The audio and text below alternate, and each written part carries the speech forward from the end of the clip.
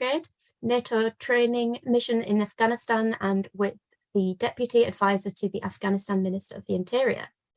He's also served with short-term training teams in West Africa and Eastern Europe.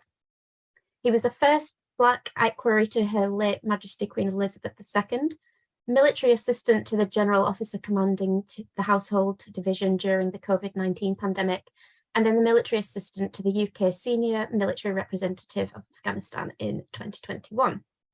At staff level, he served in Army HQ with the Army Engagement Group and the Ministry of Defence with military strategic operations. And his career to date has moved seamlessly from ceremonial duties, operations and defence engagement. So he's covered a really wide range of duties here. And he has been privileged to serve with an incredible range of people from both the UK Defence and the civil service. So before I hand you over to our guest, just a little reminder on how this is going to work. Everything is on the record. We are recording this. You can ask us questions as we go along for us to come to towards the end. Please put those in the Q&A box, not the chat box, so that we can get to those. Anything that pops into your head, just stick it in there and hopefully we'll have time to come to everyone.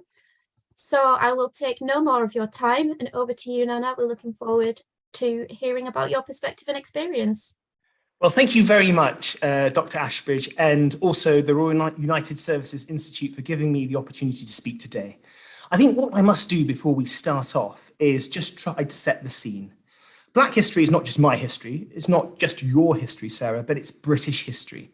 And this is very important because this is our history. And so what Black History Month allows us to do is to create a profile by which, in a platform where we can identify elements of talent from this particular community, which has played an important part in our history. This also enables us to touch on subjects such as diversity. This is particularly important because diversity spans a huge area. And it's not just diversity of colour, creed, races or sexuality, but these are diversities within our country now. So these are social economic diversity. So whether I'm the white working class boy from Birmingham, or I'm the white working class boy from Castlemilk, or I'm the gay black person from East London, we're all British people. And I think this is very important to the army because it's part of the moral component of fighting power. And as a war-fighting army, this is unnegotiable. So without further ado, let's start.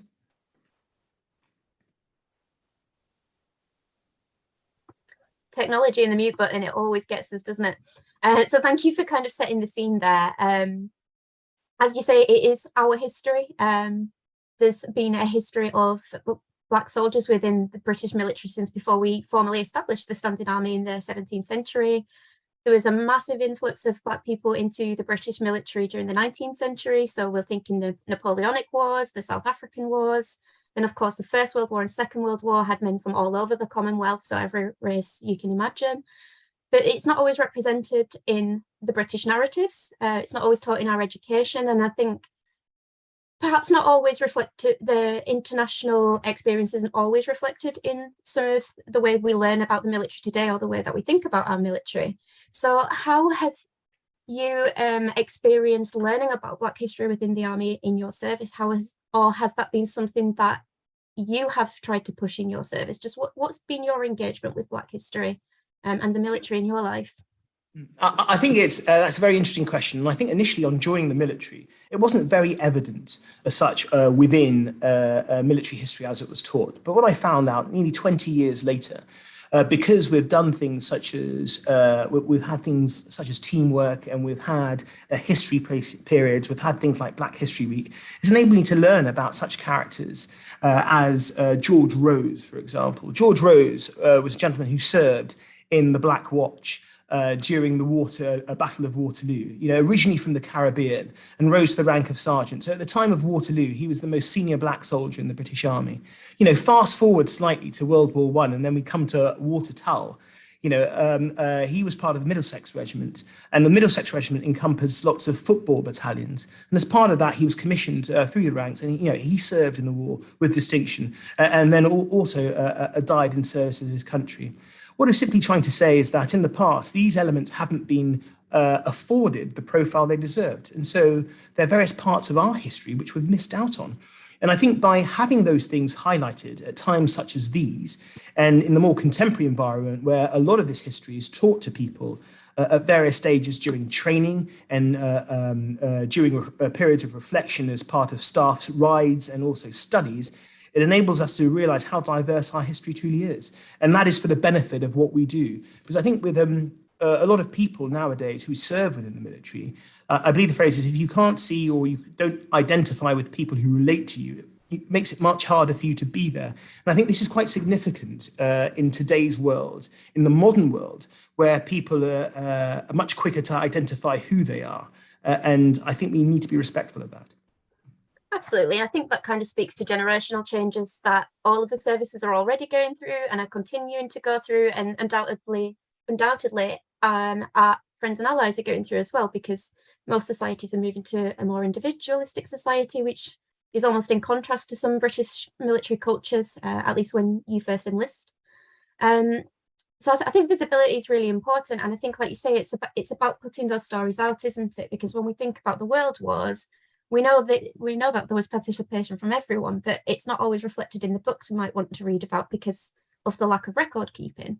So how have you found the tensions almost, I suppose, between, I suppose, the pushback that we can get when talking about Black military history? Because I think some people find the term colonialism a little confrontational, but yet we've seen from the Commonwealth War Graves Commission, of course, it's been helpful for them to acknowledge where they've maybe missed out on elements that pertain to race, because actually they've not been able to tell the full story and now they can.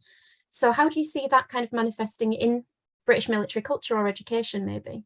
I think what we must remember is that language is quite divisive at this moment in time. And so it's all about people's experiences. It's all about addressing people in the correct manner, in the correct way. But what we must remember is in a drive to try and achieve this and trying to reflect the society from which we recruit from, we can't diminish the standards or the right to free speech within our own organizations. Because by trying to raise the profile of other people within our history, at the same time, we find ourselves alienating other communities within our services, and that's not about it. So this is why the service heads and the service chiefs have ensured that the standards by which people go into the army, into different parts of the army, are the same. And it's about having those same standards, which enable people to maximize their talents. Because we can't afford to have people in roles within our warfighting army who are unable to do the basics. Because unfortunately, the basics is what saves lives. And so we need our men and women and all the great people from our country to be able to achieve those standards. But at the same time, we must be mindful of the language you use. So we talk about colonialisms, people talk about black and BAME and other bits and pieces. I've been in the army for 20 years, and it wasn't until about 10 years ago that I heard the term BAME.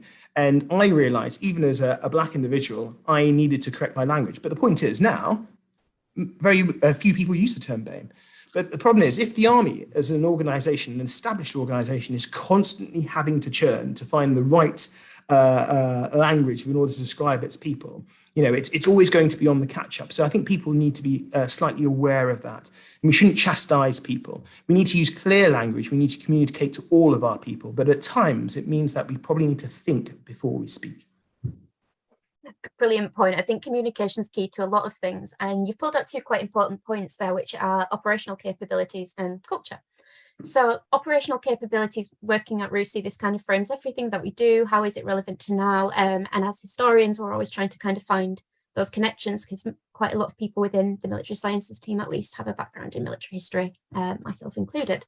So it is about operational capability, isn't it? Because if you're going to deploy somewhere, particularly somewhere the British have been before, you need to kind of understand where we've been before, what went wrong, what went right. What do we already know about the geology or the topography of where we're deploying to? So history is sometimes just as important as geography, isn't it? Even though we can often view it as maybe a hobby or something that's too artistic to be operational.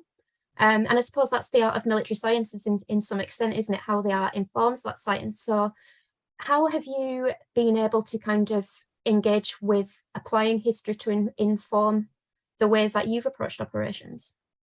I think it's a very interesting point in that without looking at the past, you have no future. So it's incredibly important for us to take the lessons of the past when going forward. Hence why we talk about not just the diversity, which is visual or from a particular group. We talk about diversity of thought. And if we sort of roll forward back to the 9/11 instances, it was because people who researched this initially and who programmed this and estimated this within the security services weren't of a diverse thought nature. So you had a whole lot of people who had attended a lot of the same institutions who thought in the same way, and which that meant we couldn't actually tackle the problems. And so now, in a contemporary world, where we are fighting in lots of different dimensions, it's imperative that we have people with the scope and the mindset and what I refer to as the academic Spartans who can engage in these processes. And if we don't learn from previous conflicts, so for example, our time in Afghanistan, our time in Iraq, the time spent in Korea, the time spent in Northern Ireland, and in all these other places, and even if we look at some of the insurgency campaigns fought by the British Army during the Second World War, we will never learn and we'll never grow. But what we learned was that through the support of certain indigenous forces, allies, and raising their capabilities, we were able to produce better results. So we were more operationally effective. But this can only be achieved from the planning stages when we're conducting that analysis. It's being able to sit there and interrogate it. It's being able to red team this. And this is why you can't just say, well, actually, we need some more Black people, or we might need some more LGBT people, or we might need some more females. We just need the best people. Okay, and if the best person at the time, as I've said, is that young man from Birmingham who comes from a particular state, let's get him. Or if it's the young lady from this particular area, let's get that person. Because our entry standards and our assessment levels are of such a level and such an intensity, we can select the best people.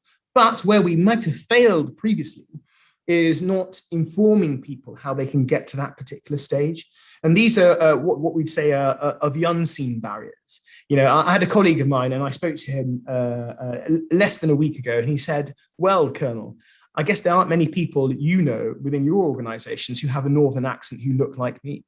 Yeah, and I think, he had an interesting point there. Why should I be in a room full of people I was at university with?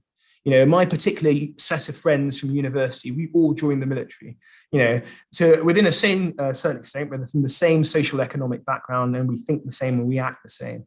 And, if you reflect how successful have been in life, we've all done well, whether or not we've stayed in the military or have gone outside the military. But it's all about having those different parts from your society. We shouldn't be in a race to reflect our society, but we should be in a race to get the best from our society. And that's, I think, the only race we should be looking at. The speed with which we can get the best talent. But in order to get the best talent at times, we can't look at recruiting people from groups where they always would have come from. So, for example, my father was in the military, so chances are I was going to join the military. But we need to look at certain groups who have never had an engagement with the military. And this might come from so many different segments of our societies. It may come from the Orkney Islands. This might come from the Welsh mining villages. What we need to ensure is that, no door is left unturned and everyone has the opportunity to display their potential. And so this is why we must go for other people.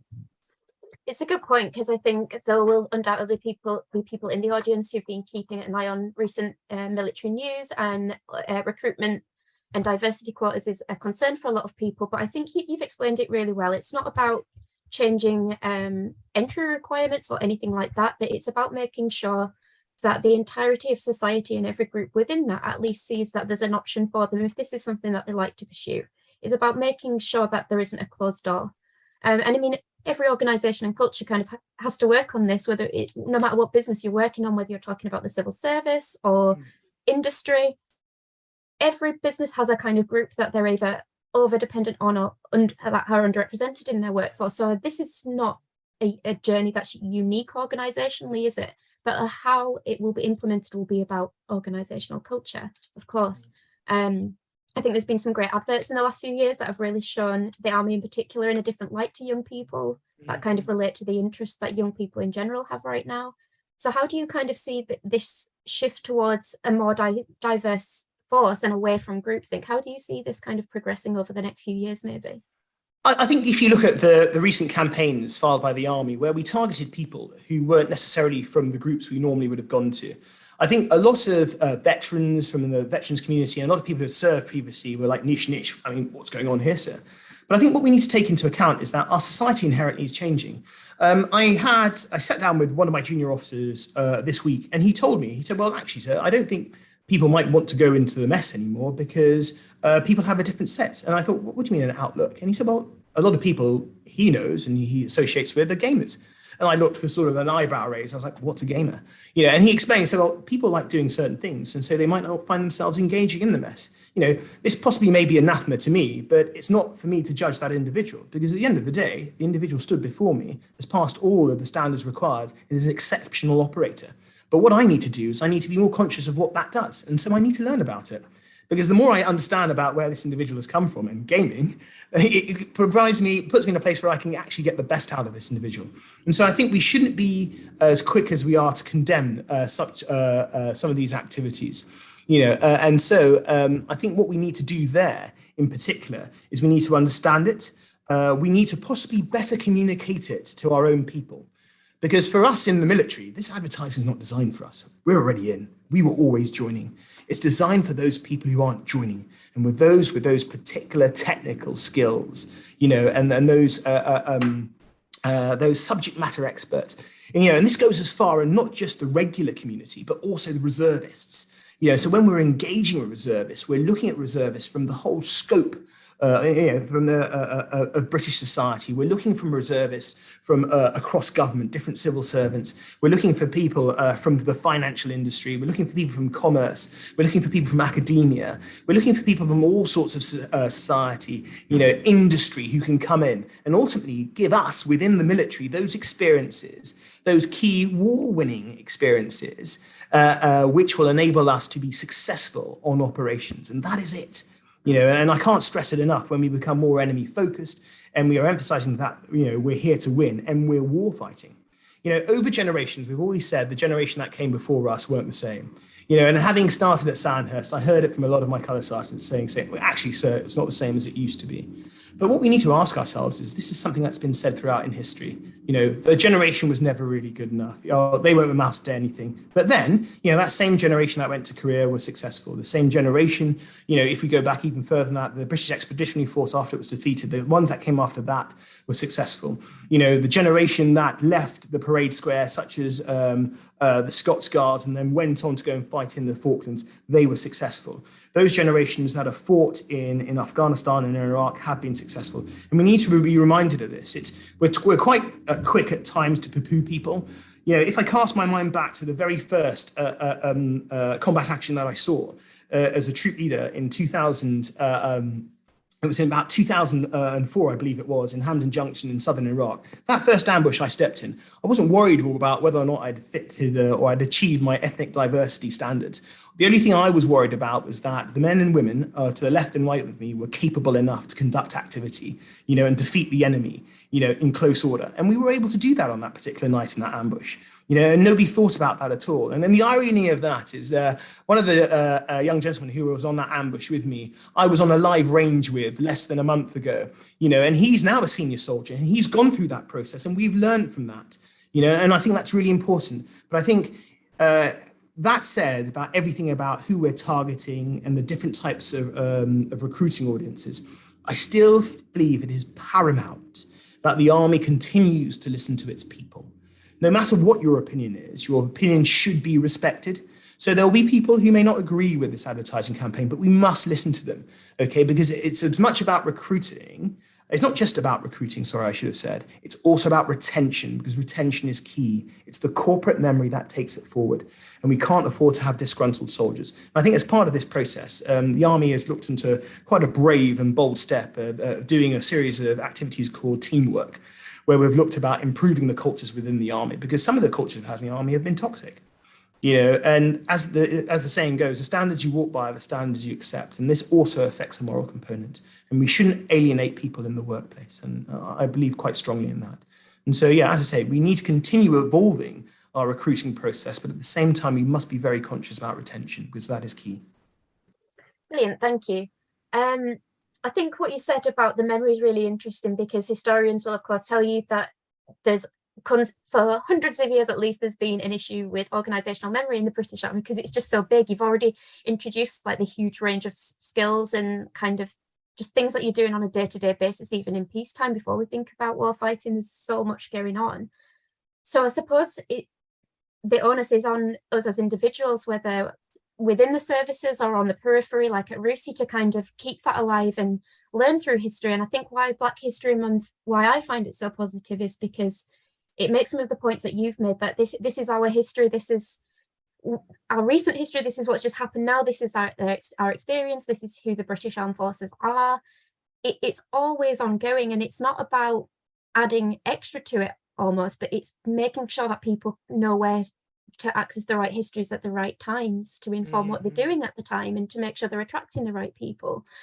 So I think everything that you've just said there about the now brings out the importance of us all knowing when to reflect on the past, and that the past does reflect everything that we need it to.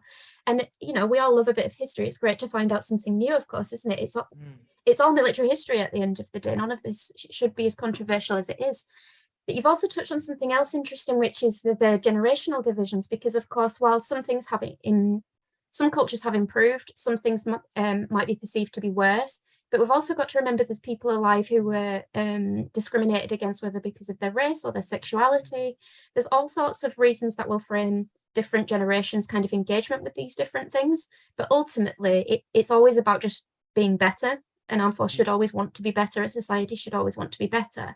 And for me, that's what Black History Month is about. What do you think about Black History Month? What does it kind of mean to you, or would you just kind of say everything you've already said, really?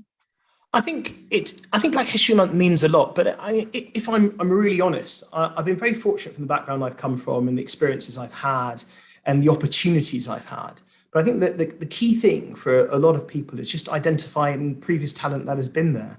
But at the same time as well, you know, we don't want people within our society to be conscious of language use, you know, in order to describe people. I don't want having soldiers, sailors, and airmen having and women having second thoughts about how they say or how they address people. But at the same time as well, as I've said, language can be divisive. And so at the same time, every time I see my name mentioned somewhere, I don't want people to say, oh, he was the first Black Equerry or first Black Household Cavalry officer, because somebody's always going to be the first at something. And I think what that does is it then puts a lot of weight on somebody's shoulders. You know, so if I mess up, I'm falling a long way, because in that sentence, it will say Lieutenant Colonel Chimisyankra, first Black House Cavalry officer, did this, you know. And, you know, there was a gentleman that was raised from one of our veterans group. He was a black soldier who joined the Household Cavalry in the 1960s or 70s, called Sonny. You know, and I met him at one of our old associations, and I looked at him and I thought, actually, you were the first Black person to join, but nobody ever remembered your history. And all the guys remembered you when you turned up and you got on with it. So I think we need to be very conscious when we're raising profiles of certain people, because, you know, to use an antiquated phrase that I've got from many a senior NCO that said, sir, blokes are blokes. And when I say that, I mean soldiers as a grouping. People will make mistakes. And sometimes we may pin all of our hopes on this new all singing, all dancing, shining knight who's going to come along. And I think too much pressure may be placed on them. When I joined the regiment, there was absolutely no media at all, because people were smart enough to realize that this is not what he needed. Let him grow, let him make the mistakes that other officers will make. Okay, because I was just a pool of people. And one of the first things anybody said to me when I arrived, one of my brother officers said, no matter who you are, prince or paupers. And, you know, take into account, in my regiment, we've had several princes from their Royal Highnesses, Duke of Cambridge, you know, and Duke of Sussex. You know, we've had Prince Balakai, you know, from Brunei. We've had lots of members of various royal families, to the most humble individual who've been commissioned into our regiment. Everyone gets treated the same. And it was about what you delivered at that time. And so, yeah, we can't have any prejudgment. We can't say that this is required of people. And so it's very important for us to do that. But at the same time as well, it goes back to what I was saying about communication. We can't force this down people's throats, because what happens, people switch off. Oh God, yeah, Black History Month, here we go again. Yeah, I want to be in a society, I want to be in an army where there's no need for Black History Month. Why? Because it's just our history. In the same way with all the diverse networks we have, you know, we don't necessarily have to focus on having a women's network, because it's all our network. But at the same time as well, what we need to do within all these different networks, which are designed to help people from those descriptions of the networks, they can alienate people. So in the same way we have with advertising, the women's network should try and encourage a lot of men to go and join. You know, the LGBT network should try and encourage people who are not from that community, the BAME or Black Network, someone's going to roast me later on for this. We need to start encouraging people who don't necessarily fit that framework, because we need to hear their voices. And only by hearing their voices will we achieve true diversity, which will then go back to what I was talking about that moral component. But it's really important that we utilize the platform properly and correctly, but we don't force it down people's throats, because all of a sudden, Black History Month becomes full fat milk in a lactose intolerant society. And we don't want to do that, because we want people to take these points on board. We want people to see the talent. We want to see all the good things those people did. We want to see the great levels of leadership that Walter Tull did, and then also with George Rose, when he fought at Quarterbrass, and he fought at Waterloo and he was injured. He was in the Black Watch, one of the senior regiments of the British Army, with the Red Hackle. And people just don't know that, because unfortunately at the time when they served, it wasn't recorded. Likewise as well, we haven't heard all the wonderful stories of all those amazing women who served in the army, or all those amazing service personnel who were from the LGBT community. But we just need to hear about good people. And we should try not to label them, so that people realize they just are people. Because when you start labeling people, unfortunately, we can discriminate at times. And so we need to sort of listen and hear. But at the same time, we don't want to offend people. And I think it's very important. And so I think I went from somebody who didn't quite understand the purpose of Black History Month because of my social economic background, and in growing up, it was, I was always the only Black face in the room. Okay, so it just wasn't anything of me, and in growing up, and from my background, I'd had a set of experiences which had fixed this. And so when I arrived at the regiment in 2003. What was really interesting was a lot of the squadrons within the House Cavalry deployed on operations in various places. So I had a few regular officers there, but I had an awful lot of late entry officers. And for people who don't realize this, these are the people who hold all the corporate memory of the regiment. They have gone from the most junior rank to some of the most senior ranks, and they run it. Okay, and these are the people you don't mess with. And so I arrived, and I had a whole series of household cavalry LEs who were absolutely amazing, and possibly at different stages in their careers, the welcome may not have been the same, but these people took me under the wing and took me as one of their own, and I learned from them. And they said, right, do this, don't do that. And I think, as a junior leader at the time, and I joined the army because I wanted to, because there was a scope for leadership at a young age, but I was able to grow and I was nurtured by these people. And I think this is what we also need to ensure that we continue doing. And the army has a great mentoring program. But these seniors nurtured me. My senior NCOs nurtured me. It was a school of hard knocks, and I mean, that worked then, but it's not really conducive now because we have different people coming through. But I learned a lot and I learned fast. And that is what has shaped me today, because I'm only a product of the experiences I've had, but I've had to listen. And sometimes I haven't heard what I wanted to hear, I know I'm not going to be the chief of the general staff, because the people who are in line to achieve those dizzy heights are academically excellent. These are the academic Spartans, but they have to follow a particular career path. And mine has been relatively unconventional, because I've spent as much time out of the military doing external engagements across government, working for the royal household, and then engaging with commerce and finance, that I have actually doing warfighting role. But it's been really important for me to know and understand from the advice that I've had from various people that I needed to return to the conventional military things, because when you go to promotion and career boards, that is what people understand.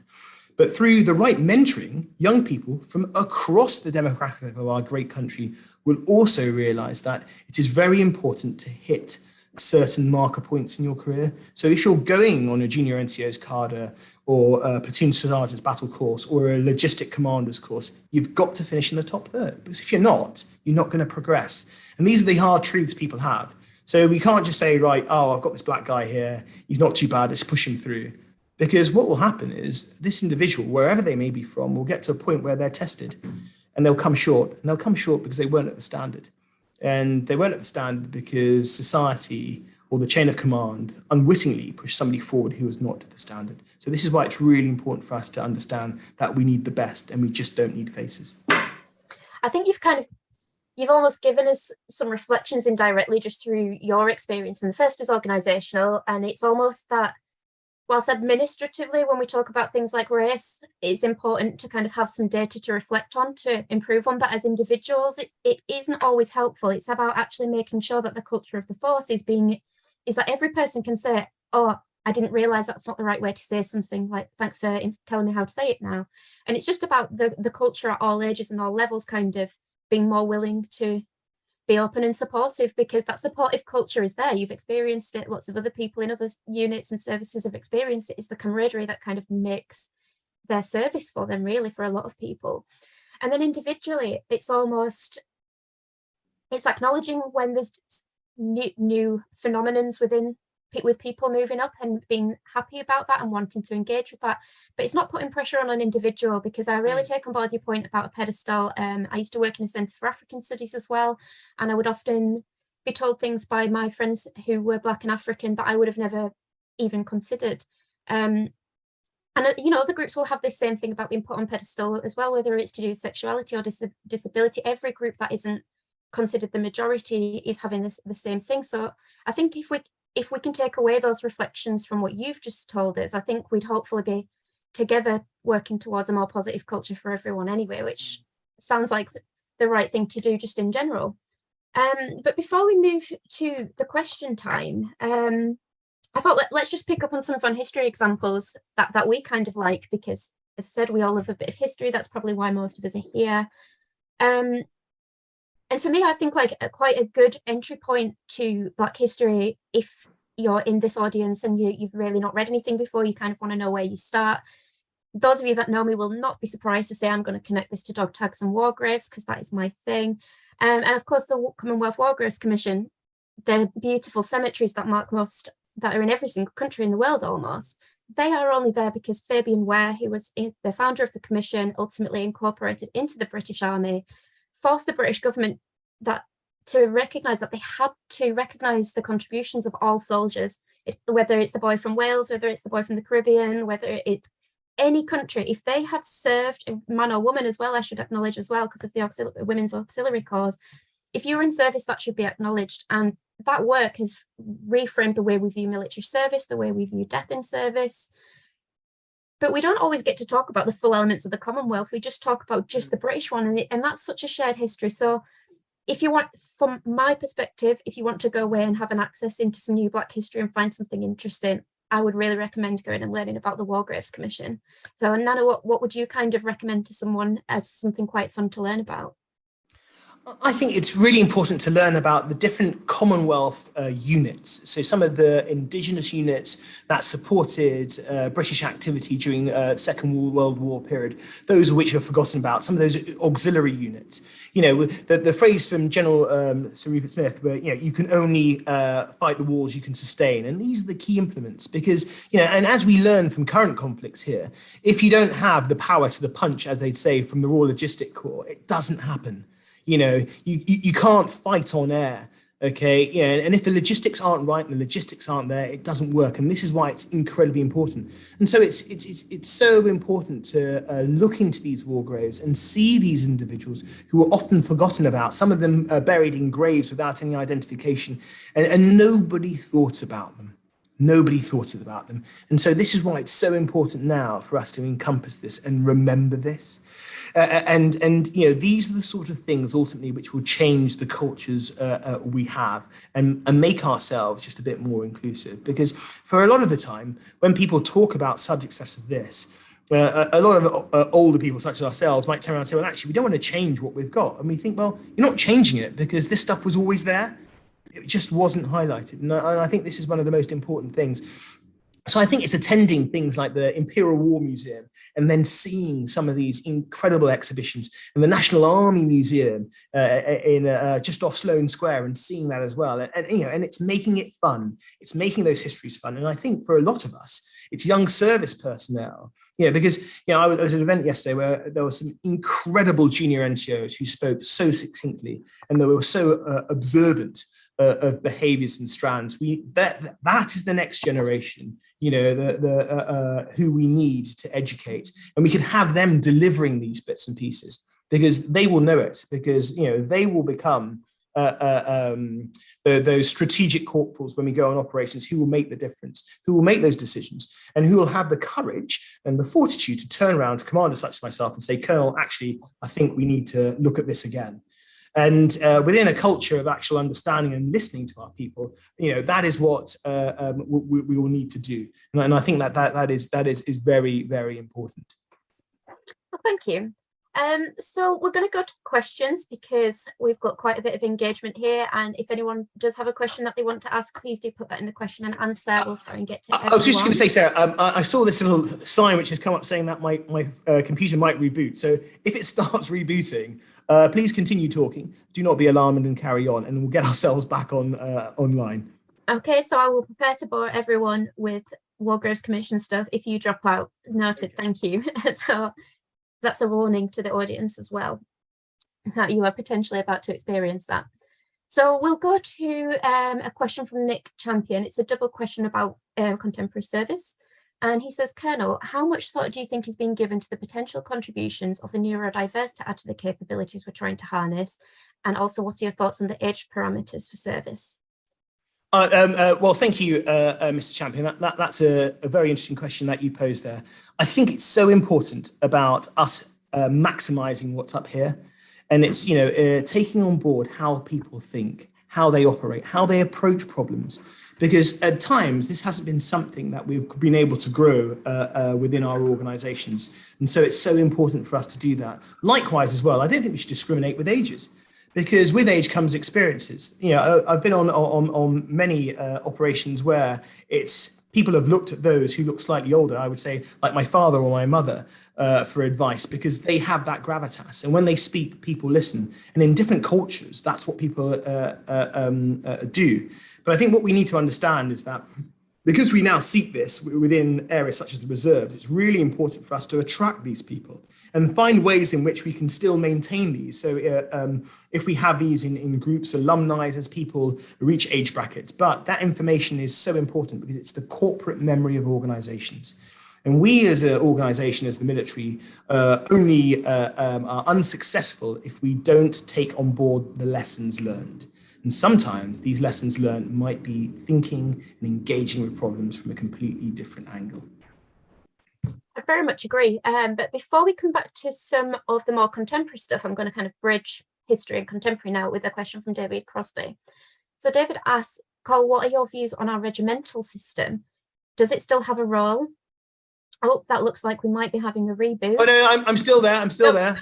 What are the views on the regimental system you were saying? The regimental system, and does it still have a role in generating fighting power in a modern and increasingly diverse army? It's a great question. I'm interested in as well, actually. No, I would agree with him there. I think the regimental system is very important. But I think within our modern military, what we've found, especially within the army, we've found that we're creating even larger regiments which have the histories and the reputations of so many smaller regiments attributed to them.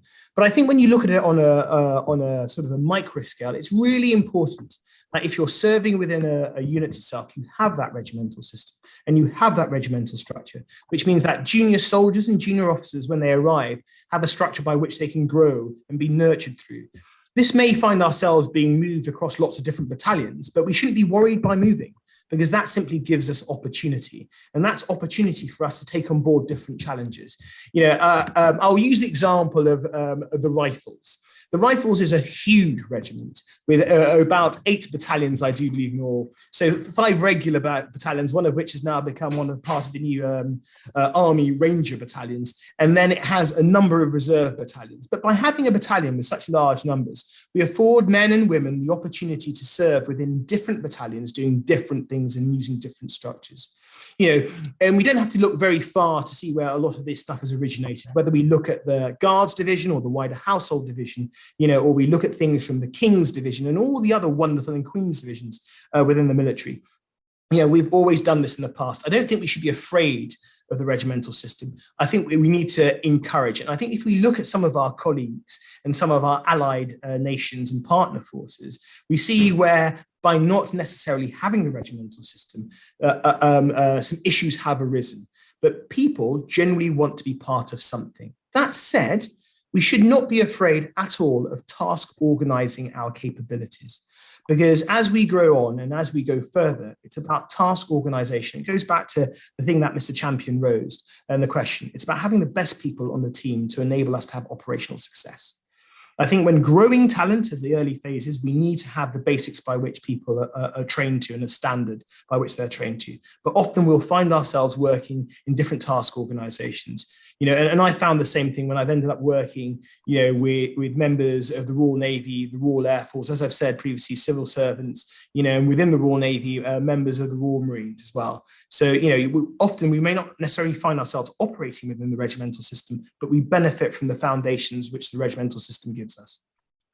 Thank you. And because you've mentioned the rifles there, if anyone wants to look in the Q&A box, there's some interesting information from Blair Southerden about the Royal Green Jackets Museum and the Rifle Brigade, which is really interesting, so do have a look. But we'll move on to a question from Doug Gale that I think kind of builds upon what you've just said. So Doug has said that he's joining this seminar from industry, and he'd be really interested to hear your views and experience of how a diverse and inclusive culture can enhance operational effectiveness and what can be read across to industry from that. I think, first of all, Doug, thank you very much for that question. I think the sort of a diverse workforce allows for different strands of thought. It allows for greater efficiencies. It also allows for us to look at problems in a completely different standpoint. And I think from an industrial or a commercial standpoint, that results into greater profits. The Army is not an organization that deals with profits. We're an organization that deals with operational success. And I think if you can make your organizations more efficient, you can make it think faster, you can spin faster, it will mean that you can increase productivity and you can increase the quality of the service with which you deliver. And that can only come by having people look at the different aspects of your organization. It's a bit like calling in consultancies such as like Boston Consultancy Group or whoever it may be to come in and then do an assessment of your operation within your organization. Sometimes you need different people to look at old problems, because the problems we have by maintaining the same group. And I use that example of, about getting all of my university cohort in the same building. Of course, we're going to look at things in the same way. Likewise, if you look at my cohort from Sandhurst, the few remaining people that we have who are still in the service and those who have left the service, generally, for those of us in the service, unless we've had some pretty different experiences, we will generally tackle problems from one area. But if you look at some of our friends who left the services and gone to work in different industries, they have different ways of tackling and approaching problems. And I would go as far as saying, in the Army, because we have particular cultures within cultures, we look at dealing with problems in certain ways, and in certain different elements of the cultures, we might do things in different ways. But also, because I've had the privilege of working with members of the Royal Navy and the Royal Air Force, I've understood that there are different ways in which they go about things. The Royal Navy, because a lot of the times they're constantly on operations, every time they go on sea, they're on operations, they have a different standpoint about how they look upon operations because they're always doing it.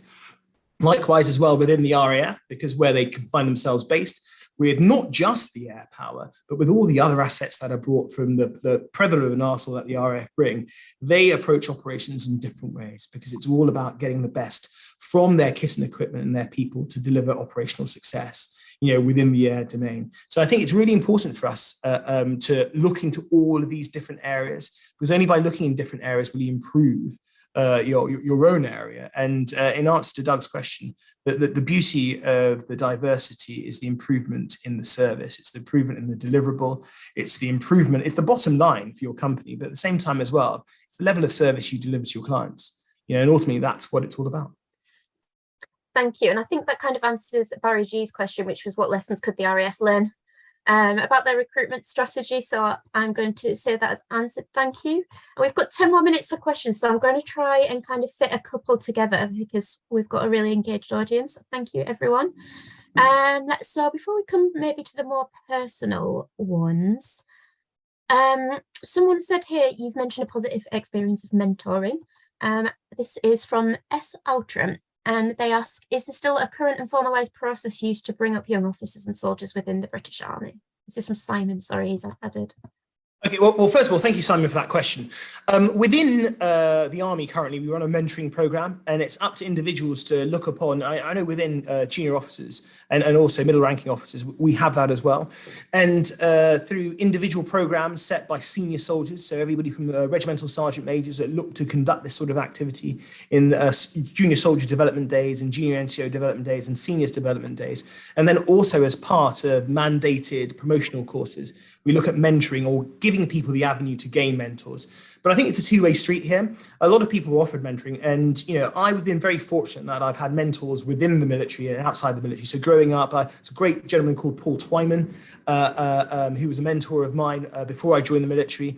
And he helped me there. And I also had a senior officer called Major General Eveling Webb Carter. He was also paramount in the way in which I looked at it. But then as I've developed, I was very fortunate, and from my time serving the Royal Household, the Master of the Royal Household, Admiral Sir Tony Johnson Burt, he was wonderful. And I think the opportunities that were given to me there was seeing a different environment and seeing how the Royal Household conducted their activity. And here as a military person working within the Royal Household, dealing with different areas, and we see how they treat people, how they manage people, how they develop people, and how they, the common theme was we were all duty bound by investors in people. So it was good seeing that. But then also, at the same time as well, I'll touch upon working for the General Officer commanding the Household Division, General Christopher Geeker. And when I worked with him there, that happened during the Black Lives Matter period. And so there were lots of really topical things. And he led from the front on these subjects. So himself, and then also what I shouldn't forget as well is the Garrison Sergeant Major. He was there as well, and he led on it, and so did the brigade major. And they asked those difficult questions, and we were all brought together from different avenues of their headquarters, and we discussed these and what were the points. And I think, if you're able to have people who are so passionate and it's led by the leadership, you improve your people. But what you do is you allow for debate and you can grow. And I think that's really important. And I think that's what these career leaders have done. And then likewise as well, when I found myself this time last year serving in Afghanistan, and I worked for General Ewan Murchison in Royal Marine, it's, you learn the hard way. And, it's because they didn't pull any punches. They're not here to be your friend. I'm here to give you good advice on life from their lessons. And this is why people who've been fortunate enough to have these experiences end up being more successful at certain times. But it's about understanding what people are saying. It's about listening. It's about taking that information on. And I think sometimes, because of the way in which our society is now, a lot of people think they may be possibly owed something instead of earning something. And we're all equal here. Nobody will get special treatment. And if you're to the standard, you will pass. If you're not to the standard, you'll fail. But I think the judgment of most people as well is that people who fail generally do better. Because those who have been successful throughout life and who haven't experienced failure don't know what it's like to deal with a problem. And so, to use that phrase from Batman Returns, why do we fall? Because we need to learn how to get up. I'm a big Christian Bale fan. But it's one of those things, and it's really important. And you'll only learn through failure. But we can't afford to fail, when the chips are down and we've got to go forward. So this is why we train. This is why we train. And this is why we must train as we fight. And it goes back to my initial point, stated by the Chief of the General Staff, that we are a war-fighting army. And so this is why it's so important that we do these things. Brilliant. And to come back to a comment rather than a question, the importance of learning, some learning for you and I. So Lovell Cadet has reminded us that it is the Army Multicultural Network for the exact reasons that you mentioned, not the Black Network. So learning for us, learning for everyone. Thank you for that. So I'm going to do one history question before we finish up with some personal ones about your experience. So Virginia Compton has said that, we just touched upon the War Graves Commission. And do you have any thoughts on the recent report on non-commemoration, where, of course, the War Graves Commission acknowledged that not everyone had been, and their service had been acknowledged in the spirit of equality that we accept today, which maybe wasn't the spirit of equality at the time of its foundation. And just have you got any thoughts about how that's changing? I think it's changing culture. I think, as I say, we learn from our mistakes and we learn from the failures from history. But I think the most important thing now is we're having that discussion. So we're having a discussion about people who were forgotten, people who weren't recorded in someone's history, because he at the time didn't record that. But these people are very much in the forefront of our minds now. And I think, admission is also, it's part of that slow step to recovery. And if you can't identify problems, we'll never go forward. But I don't think people should be alarmed if we identify problems. Those are just failures in the system previously. And as like you said, with failure, there's no better learning lesson than those situations that make you wake up 4 years later filled with dread for just how bad it was. You learn not to do it again, don't you? Sometimes we've got to be personally mortified to be better. No. I think it's exactly true. And I think if we were in the commercial area, as Doug alluded to in his question earlier on, industry, if it found a fault in a particular operation, they get rid of it. If the Aston Martin plant found a fault in one of their engines, immediately they redesign it. And that's the whole point. And that's what we're simply doing. We're highlighting the issue. We're going back on it. We're correcting it. A bit like your. Looks like we have got a little reset there, so we'll just give it a minute in case he comes back. But yeah, I think it's a fair point. All organisations go through this, and I think if you work in IT at all, you definitely know there's going to be a high failure rate. Oh, we've got you back, excellent. So if you could just unmute yourself, it always catches us. Can you hear me now? Yes, excellent, thank you. Oh, I need to be able to hear you as well. Hang on, can you hear me now? I can hear you. Marvelous. The phrase we'd use in the military is back in. So I'm now back in the firefight. If you just recap on that last point, because I did go off on a bit of a tangent before I lost comms. I think you were just kind of saying what the commemoration issue kind of tells us about our culture, really. Yeah, no, I think it's really important for us to identify these bits and then highlight them and then improve on them. And as I was saying previously, if this was an industry, using the Aston Martin example, we'd seek to improve it immediately, and we'd initiate these efficiencies to make ourselves better. Because what we must remember in the army as well, which people may not realize, is that we're an organic institution. So we're learning from failure and we're building on it. Okay, but we're not afraid of failure, because this happens because people are people. But ultimately, we want success. And so we will do everything we can to provide people with better education and grow them. And I think the point you raised about is education is very important, because, as many commentators have said, the British Army has some of the best doctrine in the world. The problem is that we never read it. And unless we change the cultures and we have a culture of academia, very similar to what the Americans currently have, and certain units within United Kingdom Armed Forces have, where we encourage learning and we encourage development, but we cascade that to the lowest level. As I made that comment about junior soldiers, our junior soldiers are so exceptional at this moment in time because of what they do in their spare time. Going back to my sort of rather raised-eyed comment at one of my junior officers who was talking to me about gaming, it's because he has a greater understanding. And to a certain extent, I might be a bit of a dinosaur. Possibly I might need to know how to game a bit more in order to make myself a bit more successful. And I think I owe it to him to better understand where he's from, instead of poo-pooing a certain interest that he has. It's about opening your eyes, and it's about growing, not only physically, but mentally as well. I'd agree. And if you do play any games, please do let me know what you end up playing.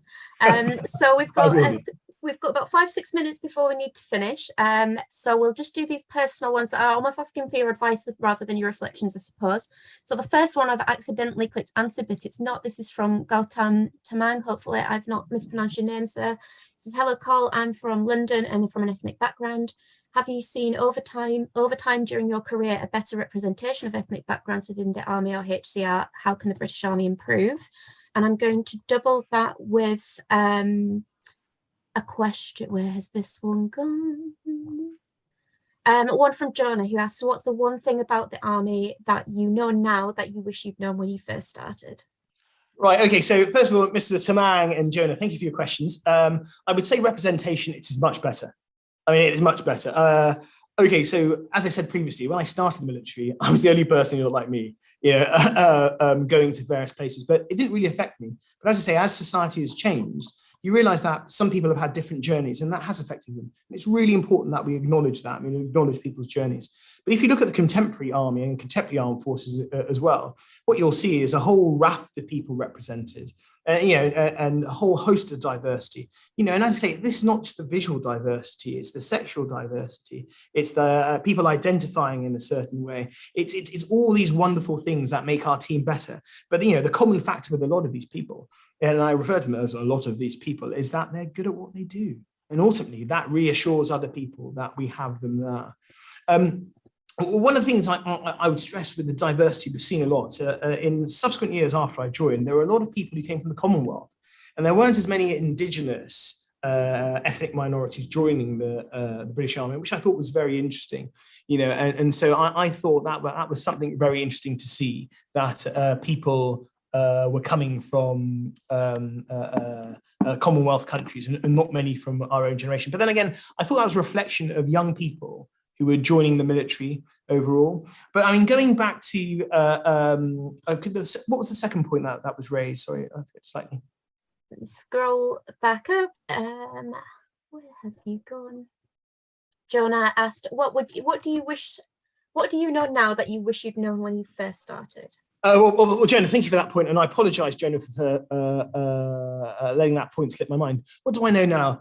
I think, like most things, as we sit there, I wish I'd worked harder at the basic bits, because through basic understanding, it allows you to display, your talents. So I think I wish I'd sort of done more prep work before going on certain courses, and that way, when you get on the course, instead of you having to learn, you're displaying how you can apply the knowledge you're getting. And I think for myself, I would hark back to my experiences on the ICSCL, Initial Staff and Command Course Land. I think I paid lip service to that initially, when really I should have got on board with that and maximised it. And so I let myself down on some of the tests I had. And I've noticed that hasn't held my career back, but it's made life a bit harder.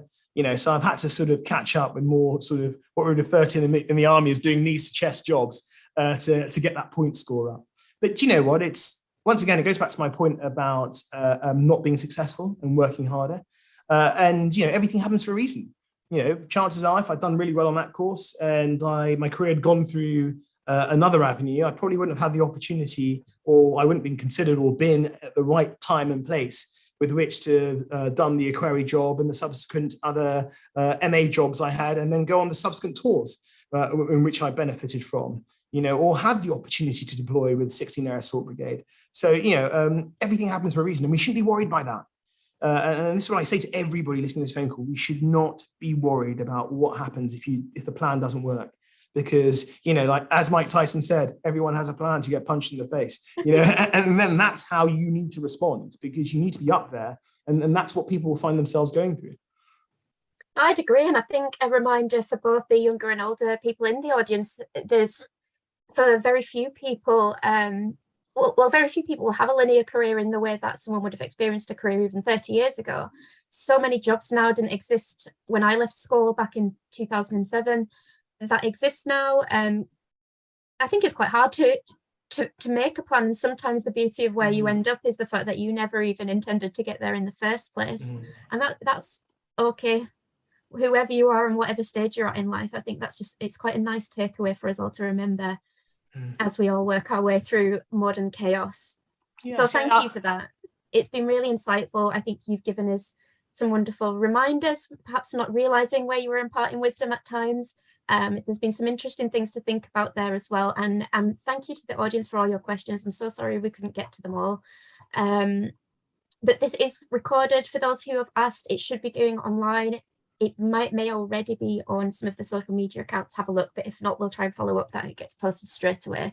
So thank you, everyone. And before we finish, I'd just like to again thank you so much, Colonel. It's been wonderful today. I think everyone's in the audience has enjoyed it as well, judging by the comments.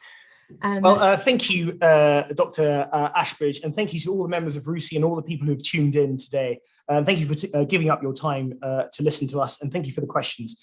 And as I said, just keep on going. You're only limited by your imaginations, and I think that's one of the wonderful things being in the army. You can only be limited by how far you can think and how far you can imagine. But thank you very much. It's been a pleasure. Absolutely. We love a little bit of positivity on the Thursday. Thank you for that. So we'll bring this to an end now, and just our next event in the Black History Month series is going to take place on the 26th of October at 1 o'clock again. We're going to be having a conversation with Her Excellency Nene Iruje Eme, and she is the British High Commissioner to the Republic of Mozambique, and she will be talking about diversity and diplomacy, a personal perspective. So hopefully you'll join us for that event and we can all share some more wisdom together. But thank you, everyone.